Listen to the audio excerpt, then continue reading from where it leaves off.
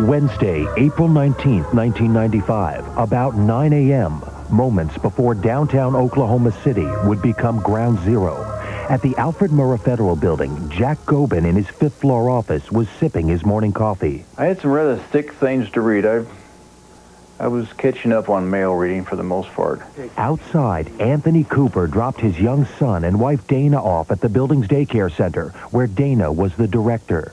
She was scheduled to leave on a flight out that afternoon, so I took her to the daycare that morning so I can pick her up that afternoon and take her to the airport.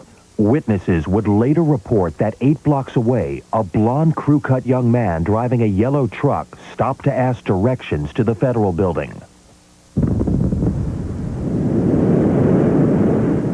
About a third of the building has been blown away. That is a bomb. It's a horrible big bomb.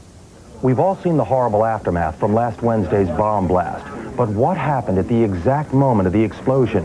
Inside Edition has consulted with the building's architect, an explosives expert, and some of the best computer animation people in the country to bring you a perspective of the bomb blast you've never seen before.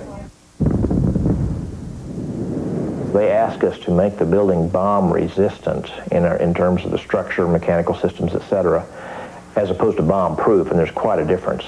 The Alfred P. Murrah building, seen here in this computer graphic by Engineering Animation Incorporated, was built in 1974, before terrorism became part of the American vocabulary. Security was important in the building's design, but not of paramount concern. The 9 stories of concrete and glass housed offices for 16 federal agencies, all destroyed by a 2-ton bomb made of fertilizer and diesel fuel.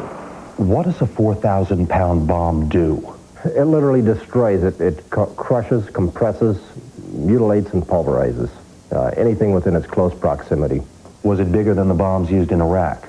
A Scud missile launched by the Iraqis carried approximately an 800-pound warhead.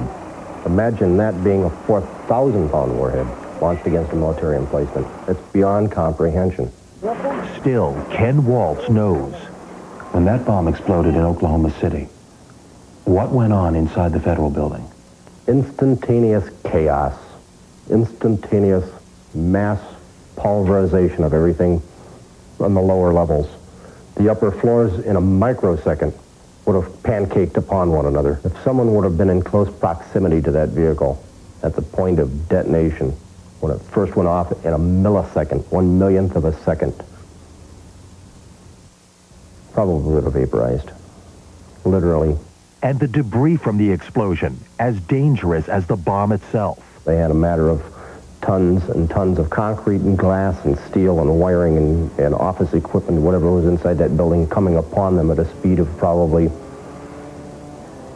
13,000 to 14,000 feet per second. It's faster than a bullet travels. Did the people inside the federal building suffer? I think by the grace of God, no.